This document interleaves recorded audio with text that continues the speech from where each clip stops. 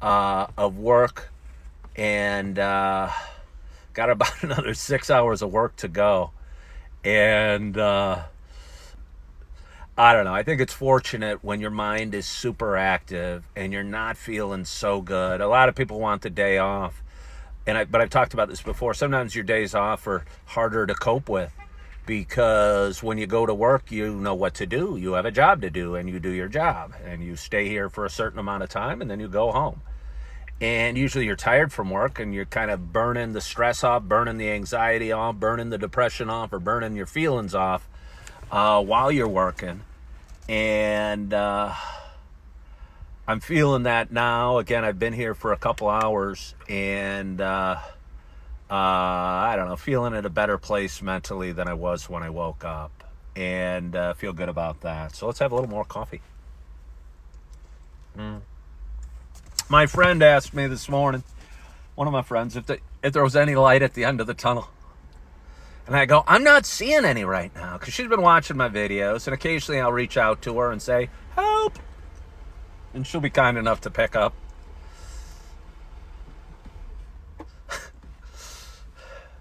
She gets a one-on-one coffee with Ken over the phone. Maybe I should get a VIP fan base and do one-on-one calls where I call and personally bitch to one of you guys over the phone, and I charge you for it. What a business model. So I get to use you guys as therapists, and I charge you because it's so entertaining hearing me go, crap. Thank you, sir. I'm glad you do. But I don't know. I don't know if I could swing that. I don't know if she'd really do that. And she goes, wait, so I'm supposed to take your calls at 4 a.m, listen to you whine and moan for an hour, and I got to pay you? No wonder your life's messed up. But anyway, I told her I couldn't see any right now. And before we got off the phone, she goes, boy, I don't see any light at the end of the tunnel for you either. And it was like a dagger in my heart.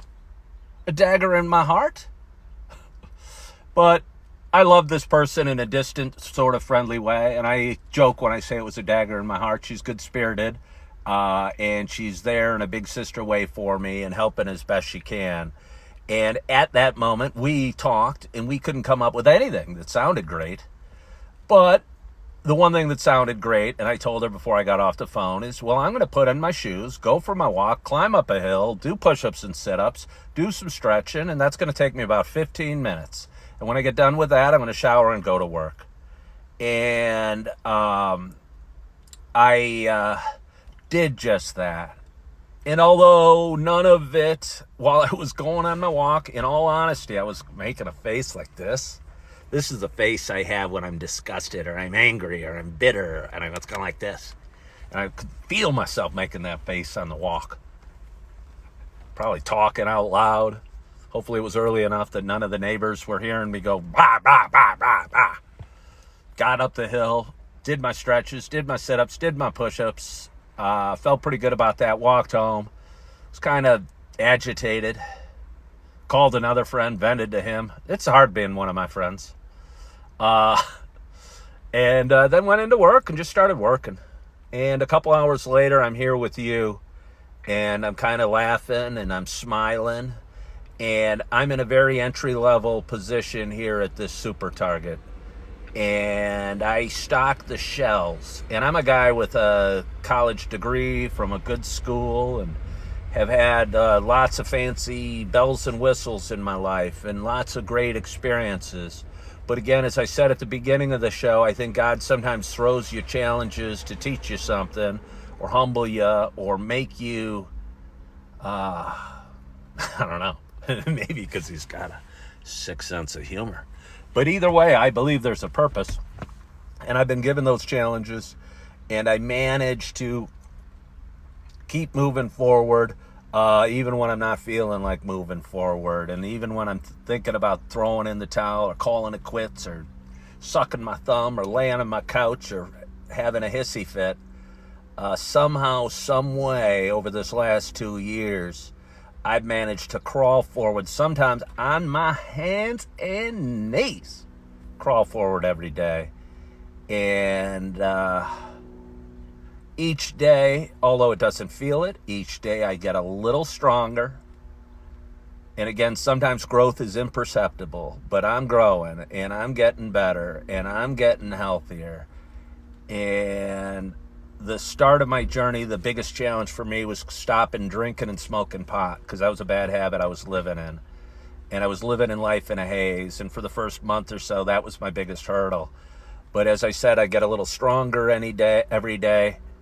And now that's not even a thought, to be honest with you. But just because you get over one hurdle doesn't mean there's not more hurdles coming on down the road. And I keep hurdling and jumping. In my mind, I used to run track. Used to be pretty fast. And never really did the hurdles, though, to be honest with you. But I knew hurdlers. And I used to watch a lot of track. And I know what pose you're supposed to be, what you're supposed to look like as you're hurdling the hurdles. So in my mind, when I hurdled each challenge, I was picturing my beautiful form. But in reality, it was just me hopping up, flailing arms, and jumping over as best I can. Sometimes I'd make it over the hurdle. Sometimes I'd trip and fall. Sometimes I'd trip and fall and smash my face on the track, and I'd get a bloody nose. But somehow, some way, over the last 2 years, I continued to crawl forward, and I'm proud of that. And it feels good being proud of myself. And let me promise you this morning, not every moment is perfect. And I've expressed that to you today. But I'm getting better. I'm getting stronger. I'm getting healthier. I'm further down my path, and I'm further away from the demons that were pulling me down 2 years ago. And I had a bunch of them. And again, every day I get a little stronger. And I think it takes some patience. And I think that's one of the hardest things to learn is patience. Because, I stopped drinking 2 years ago. I would have thought, wow, 2 years from now, I'm going to be rocking and rolling. If I didn't drink alcohol for 2 years, I'm going to be doing great. And, like I said, different challenges come, and you got different areas of your life to fix. And sometimes a few of them come at you at the same time. And I've had several come at me at the same time. And again, I've managed to crawl forward and do my best and put a smile on and have hope, have faith, see the light at the end of the tunnel when nobody else can. And imagine a light at the end of the tunnel, even when I can't see it. And I'm proud of that, and I'm proud of myself, and I'm feeling good, and I'm loving myself, and I'm forgiving myself. And I hope wherever you are, you're feeling good, you're proud of yourself, you're loving yourself, you're forgiving yourself. And if you don't, learn to accept those feelings and cope with those feelings and set a course for a new horizon. And start today, start right now going a little forward. And it doesn't have to be a big step. You don't have to join a gym or hire a trainer or give up drinking. But just be a little kinder to yourself. I think a lot of us are our own worst critics and our own worst enemies. And I know I had an inner voice that was downright vicious to me for years, for most of my life. And catch yourself doing that. If your voice is like mine and calling yourself a loser or ugly or stupid or a fool, and seriously, those are the words that my mind would think about myself. Catch yourself and realize those are just thoughts, and take a deep breath and go, okay, those were thoughts. I'm proud of myself for acknowledging those thoughts and putting them over there and accepting that they were there and letting that go. And that'd be progress. That would be a great victory for you. And it's something I struggle with every day. And so one more sip of coffee. That was a chug. I was supposed to come out here and eat some snacks on my